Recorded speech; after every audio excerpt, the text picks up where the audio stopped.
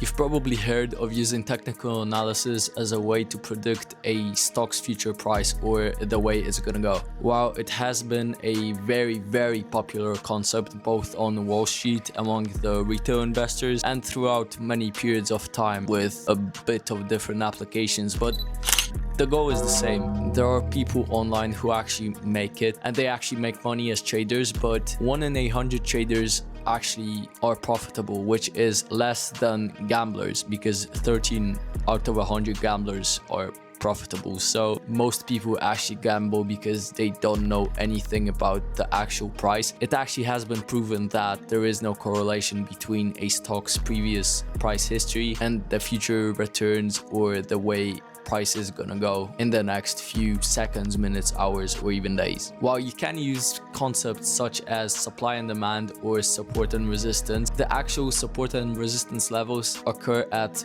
much more complex time frames, so 4 hours or more, because that's where you can actually see where institutions are buying, and you can add a little bit of an options analysis, which is going to tell you what the range of the price movements is gonna be. I'm actually going to tell you how I know whether a stock is gonna pop or sell off, and how I decided to sell Palantir before it dipped 30%. The main concept that I'm gonna talk about in this video is using a stock's price, but not its past price performance, in relation to multiple ratios. It took me about 2 to 3 days to simply get the recordings done because I've had a lot of things in school this week, so enjoy and use it to your advantage because it actually works. You might probably know that the prices of stocks are a reflection of a company's performance. That's how it is supposed to be according to the efficient markets hypothesis, which states that a stock's price accurately reflects how investors feel about the company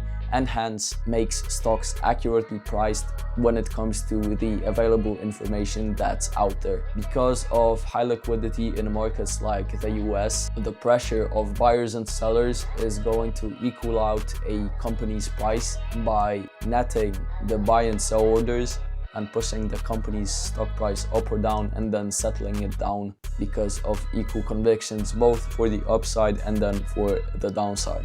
Now, a stock's price is going to be dictated by different metrics that are slapped onto the company's performance, and then in turn reflect it in the stock price by adjusting multiples and how much investors really want to pay for owning the company. Say you've got 3 stocks. Maybe it's the energy sector, I don't know, really it can be literally anything. All stocks can be trading at a PE ratio of say 15 because of commanding different PE ratios because of the sheer growth rates and then margins that come along with them, which is going to finally affect the cash flows, the profitability, and whether there is a chance for future dividends. John Burr Williams, who was I'll put it in here because I don't remember, created something called the dividend discount model.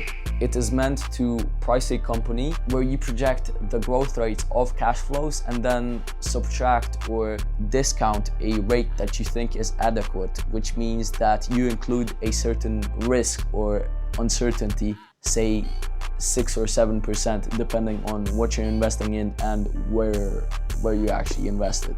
I mean, the country, the market, and time. When it comes to investors wanting to price a company somehow, it relates to their risk aversion mode and whether they want to tolerate higher risks, higher volatilities, and higher deviations in earnings or the probabilities of something going wrong with a company. That's where they will assume things and different theories that will impact how they value a company. So essentially you have to mix fundamentals with technicals, I mean the price really, and the momentum and whether it actually reflects how a company performs in real life. Just to give you a real life example, Hims and Hers was my second biggest position in my portfolio.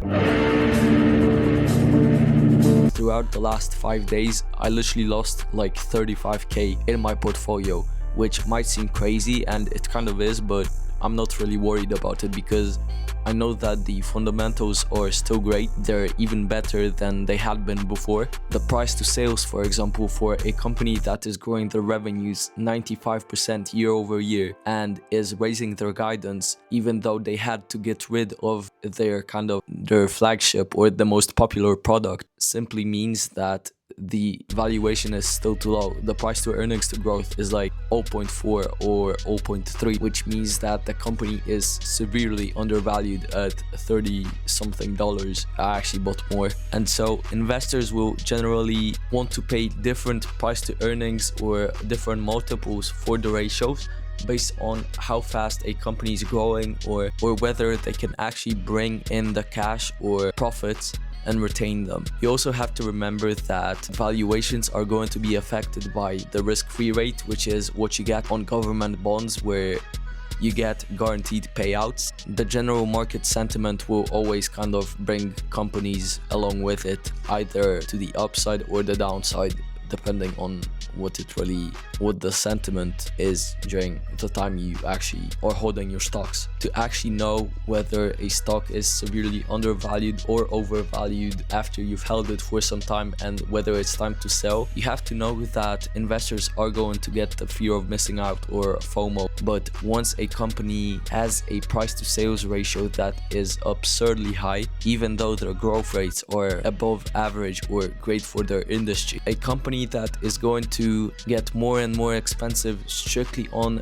the basis of valuations and multiple expansions is going to eventually have to correct itself regardless of how the company is performing, because the stock literally overtakes the company in that situation. People will suddenly realize that it is overvalued and that the growth rates that kind of have to be included in the models, like a discounted cash flow and any other methods that will allow you to estimate what a company will be worth in the future. Once you can see that higher growth rates are going to be unsustainable, or the numbers simply getting so big that it is literally not going to be possible or very unlikely for the growth rates to be continuing, it is a sign that it's likely time to sell.